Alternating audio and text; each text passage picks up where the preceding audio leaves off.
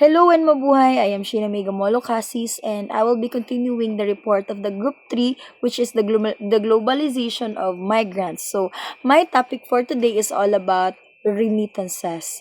So, um, remittances. So, what are the remittances? So, remittances are the funds that migrants send back to their home countries, typically to support their families. These money transfers are made through formal channels, through banks, money transfer services like Western Union, or informal channels, hand carrying cash, or through third parties. So, mostly ang makarelate dito is yung mga parents or any families that is in abroad na nagpapadala sa atin ng pera. So, um, how does it really works? No, how does these remittances work? So, according here sa ating PPT, it says that migrant earns income in the host country, often in low wage or labor intensive jobs.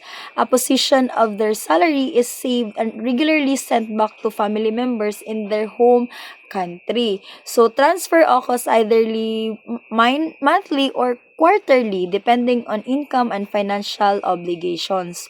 So recipients use the fluids for essential needs, food, shelter, and for education or healthcare or any business investment. So, for example, no, a Filipino domestic worker in Hong Kong sends 15,000 everyone to her family in Mindanao to pay for her children's school fees and to support her parents. So, most of us no encounter this kind of kanang people no whose parents are working in abroad or in different kinds of countries na nagpapadala ng allowances through the Western Union or any may nakita nga ako in Palawan nga or Cebuana no they are sending money to their kids to support them in terms on sa pagsa-study nila no.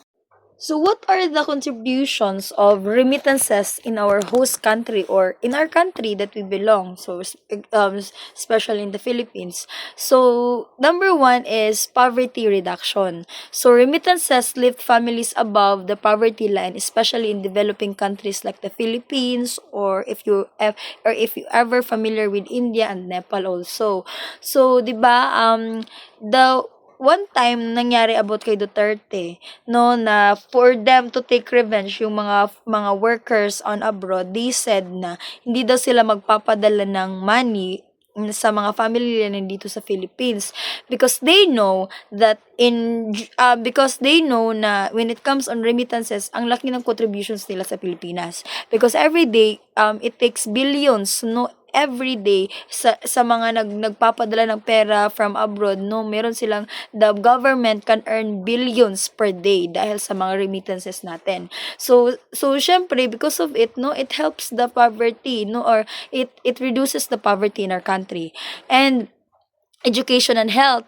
Families use the money for school tuition, medical care, and nutrition. Kaya most kasi, 'di ba, kaya nga nagiging line na ng mga parents na nag-a-abroad ako for para sa anak ko, para matustusan ko yung pag-aaral nila, para mabigyan sila ng magandang buhay, 'di ba? So, that is part of contributions ng mga remittances sa ating bansa. No, because our parents no or any family that is working on abroad is helping no some of their families here in the Philippines to provide their needs when it comes or attending their needs when it comes on schools and tuition fees, mga medical care and nutrition. And also number three, economic growth. No, in some countries, remittances account for significant percentage of GDP. So, example, in Nepal, no, so remittances contribute more than 20% of the national GDP. No, so, and also, entrepreneurship, so it is also benefits din ito, malaking contribution din ito when it comes to entrepreneurship because migrants help fund small businesses like the sari-sari stores, tricycle units, which stimulate local economies. Now, we have the foreign exchange stability. So, inflows of foreign currency help stabilize the exchange rate and build reserves. So, those are the contributions of remittances in our country, our home country. So, if ever merong contributions ang remittances sa ating country, meron din namang contributions ang remittances when it comes to the host country. So, we have the labor contribution. So, migrants work in jobs often left unfilled by native citizens, agriculture, caregiving, construction. So, 'di ba? Ang pinakagusto ng mga Amerikano, no, when you are working and abroad, ang pinakagusto ng mga Amerikano na workers is Filipino because the Filipino are very known sa pagiging masipag. So they contributed labor, no, in the host country, no, as a migrant. And also we have cultural exchange. No, so remittances sending migrants from vibrant diaspora communities that enrich the cultural life of a host countries. So nag-exchange na mga culture, no, naging known mo yung other culture nila, nagiging known din nila yung culture natin. So yun yung mga benefits sa iba pag nasa doon sa host country. And also we have global financial connectivity. So remittance systems encourage financial infrastructure and bank access in rural areas. So, what will happen if there are no remittances? So, ano bang mangyayari if walang remittances sa ating country? So, number one, it increased poverty because millions of families would lose their primary or only source of income. Dahil alam natin lahat that a lot of Filipino are working abroad because they always think that the Philippines kanambitang hindi ma-provide talaga yung need nila kasi hindi masyadong malaki yung sweldo, kaya most of the Filipino are choose to work on abroad just to help to sustain their families. So if there are no remittances, nag-increase siya ng poverty kasi nga 'di ba billions of money yung lumalabas every day when it comes sa remittances lamang. And then, number two, we have collapse of education and health plans. So, children may drop out of school, families can't afford medication or clinics. So, hindi naman lahat actually, kasi meron naman nakaka-provide. Pero a lot of people kasi or a lot of families nowadays kasi are working on abroad. So, most parents na ay nasa abroad na. So, kaya siyempre ang daming mga bata na hindi nakakapag-aral kasi masyadong mahirap yung buhay. Kaya yung mga magulang sumusabak sa ibang bansa just to provide everything that they need so that makaroon sila ng maginhawang buhay. And they have weaker economy, local economies that rely on remittance-funded spending would shrink.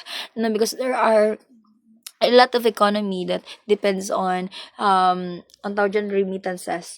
And then we have migration pressure rises, more people might migrate illegally as local options vanish. Kasi wala na kasi pobre kayong Pilipinas. Kaya yun. So, social unrest.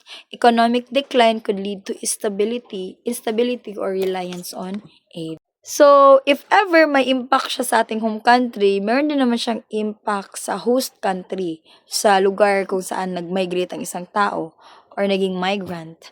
No, so labor shortages. So industries like caregiving, farming, and construction may suffer. So 'di ba, a lot of caregivers are Filipino workers. So mostly if ever kanang walang migrants, so magiging labor shortage talaga, magkakaroon talaga ng labor shortage.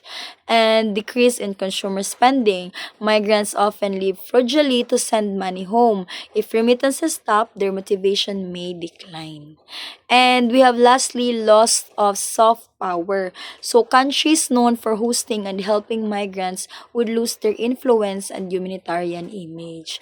No, so overall, no, remittances are so impactful or important to all of us because it benefited our countries and it also benefit the host country.